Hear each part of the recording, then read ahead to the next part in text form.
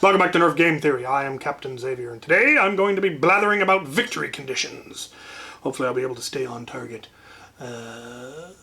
Victory conditions are something that show up in pretty much every aspect of our very wildly varied hobby, and as with all the other topics we've covered, is wildly variable. There are all kinds of different victory conditions. There's static victory conditions, dynamic victory conditions, variable victory conditions. You also can just not have victory conditions. So what I'm going to be talking about here is, first, whether or not you should have them at all.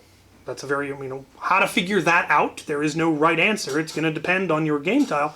And then the kind, whether you want dynamic or static, and what the difference is and how they can be used and all of that. So we'll start with whether or not you should have. What is a victory condition? Well, as the name would suggest, it's the condition by which victory is achieved. And not all games need to have one. And that's the first thing you need to decide is, do you want to have a victory condition? They're very common, very popular. People like to be competitive. They like to have goals. They like to have something they're working towards. But sometimes you don't want to have to worry about all of that. You just want to fling foam at your friends.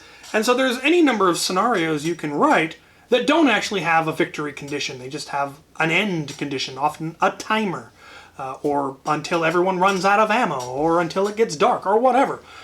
You can simply have an end condition rather than a victory condition where one side or the other is declared the winner, because you might not even have sides. One of the most popular rounds that we run is 3-15s. Each player gets 3 lives, and when you get tagged, you're stunned for 15 seconds, and then you respawn wherever you are. And the goal in that case is to be the last one standing. That has a victory condition, but there's no reason you couldn't make it infinite 15s. You have an infinite number of lives, and you simply run the game for 10 minutes. And just for 10 minutes, you just blast at each other with 15-second stuns in between.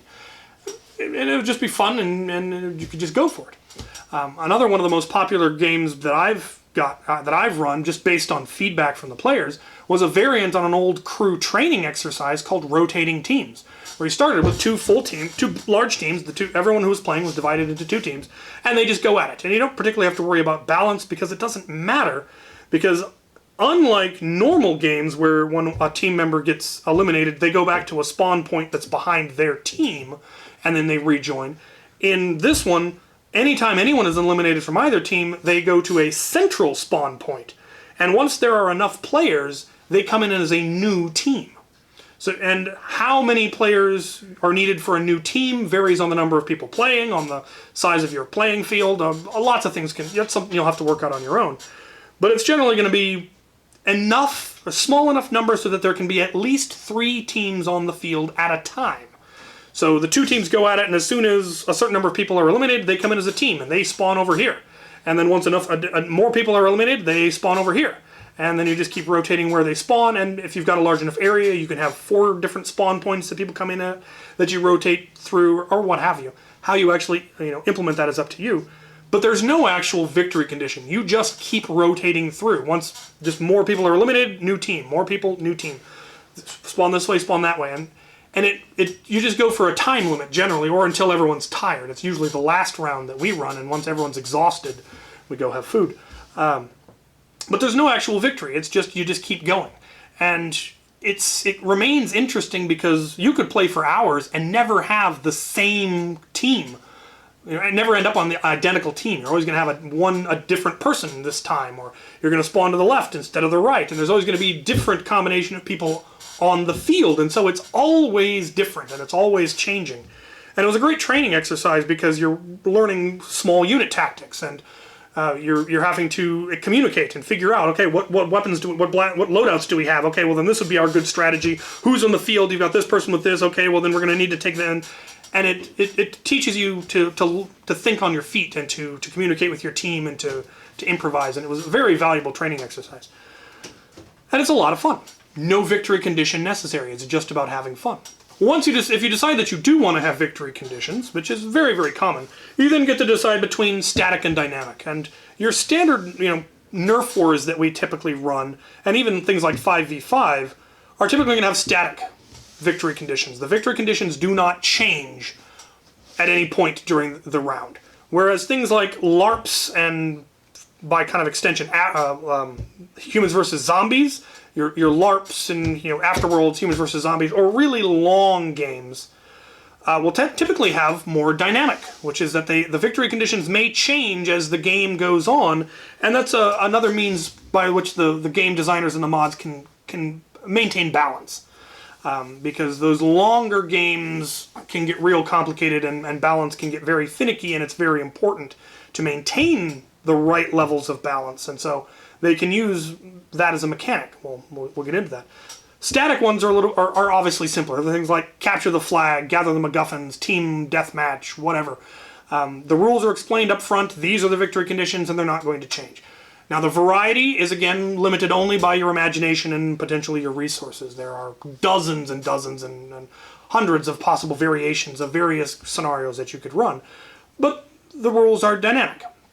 We're playing Titan Ball, first person to get 3 points wins. We're playing team deathmatch. Whichever team is eliminated first wins or loses or what have you. Things aren't going to change. But even there, you can have huge amounts of variety. You can have a single victory condition. First person to gather 10 MacGuffins wins. You can have a variety. You can have the first team to achieve one of these 3, and your team gets to decide which one you're going to work towards, or if you're going to work towards all of them, or you're going to try to prevent your opponents from doing ones, and it adds more variety. You can say the first to achieve 2 of these 5 conditions wins. You can say first to achieve all 3 of these conditions wins. And you can then add a variant where it has to be done in a specific order. You can have it where you can do whatever order, or no, first you have to do this one, then you do this one, then you do this one. You can have things where once you complete the first one, you get a bonus of some kind, or a penalty. Either way works. If you give a bonus, the risk there is that once one team starts winning, it's almost guaranteed that they're going to win. And that's not necessarily, that's generally, I would advise against it, because then you get the other team getting disheartened. Oh, they achieved the MacGuffin 1, they've got the super thing, we can't possibly win, what's the point? We might as well just give up. You want to avoid that. You don't want people getting disheartened, you want them to continue to have fun. So sometimes having a penalty is, yeah, you're in the lead, you're winning, but now you've got a handicap, which makes it harder to maintain that lead. But gives the other team a chance to catch up. But if they manage to catch up and pass you, well, now they've got the handicap, and so on and so forth. Again, the goal is balance with the intention on making the game more fun. You can have imbalances as long as everyone's enjoying it, and that's just a matter of, again, listening to feedback from your players. What did you think about the winning team getting the team that was ahead getting a bonus while there was no way to catch them? Like, no, it gave us some more of a challenge, and we were still able to win, and Listen to your players. Always listen to your players. So static are fairly straightforward, fairly simple, but you can still make complicated scenarios. They just always stay the same. Dynamic scenarios, on the other hand, or dynamic victory conditions are ones that they're variable as necessary. And where I've seen this a lot when it's done really, really well is done in things like humans versus zombies.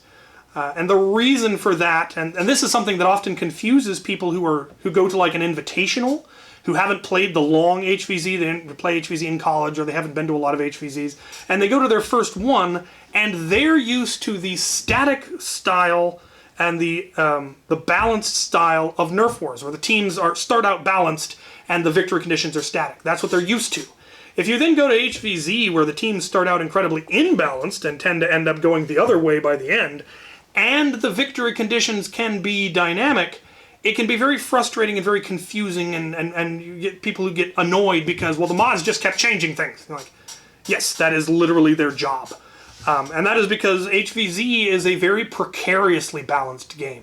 It starts out very few zombies and a whole lot of heavily armed humans, and generally by the end it's a lot of zombies and a handful of bedraggled humans running out of ammunition.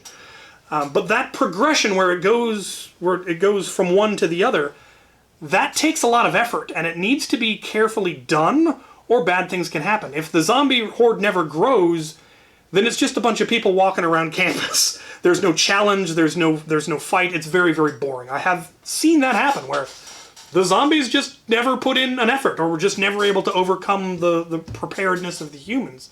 And the moderators didn't do anything to address it. And so, yeah, it was just a bunch of humans walking around campus all day, and that's not fun, that's boring. Alternatively, I've seen it where the humans made a foolish mistake, or the scenarios weren't well written, and the humans got almost completely wiped out. and the only humans that are left are hiding away somewhere or running scared or just gave up and left. And that's also not good.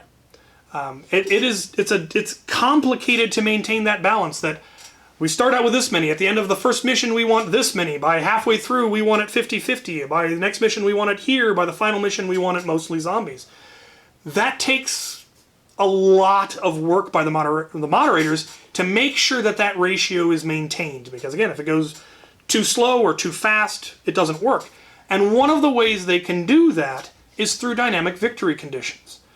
And one, it's obvious they can give the zombies bonuses, or they can give the humans bonuses if the humans are losing badly. They can add super zombies or shields or noodles or whatever. That's one way they can do it, but they can also do it through the dynamic victory conditions. And a prime example of this is hold missions, where, okay, the humans need to go to this spot on campus and then just hold it for a certain amount of time. And that amount of time is where things can be dynamic. Because the mods might tell you, you have to hold it for 15 minutes, but then declare victory after 11.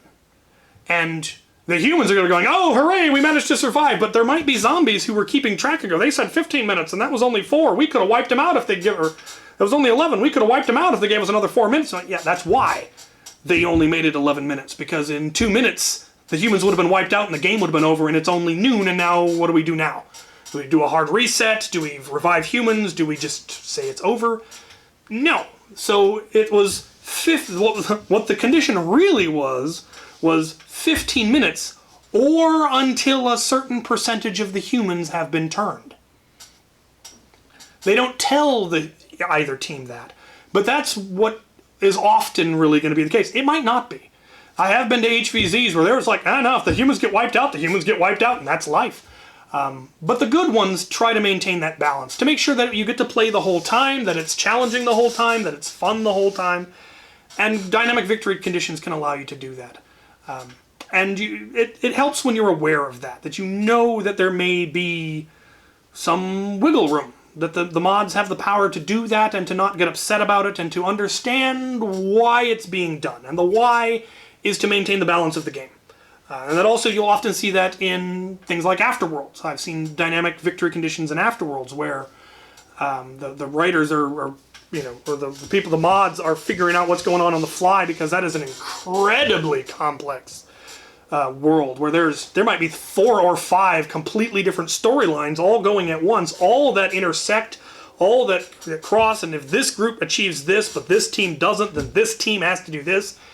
And you're going to have to make that kind of stuff up on the fly. And that's kind of what happens at HVZ, though usually to a slightly lesser scale. But yeah, there's my thoughts on static versus dynamic victory conditions and whether or not you need them at all. Hopefully I can edit this into something vaguely coherent and that it is helpful to you. Well, let me know your thoughts on all of this kind of stuff down in the comments. Where have you seen it done well? Where have you seen it done poorly? Train? And yeah, let me know what additional topics you would like me to cover, and I will ponder it. Thank you for watching.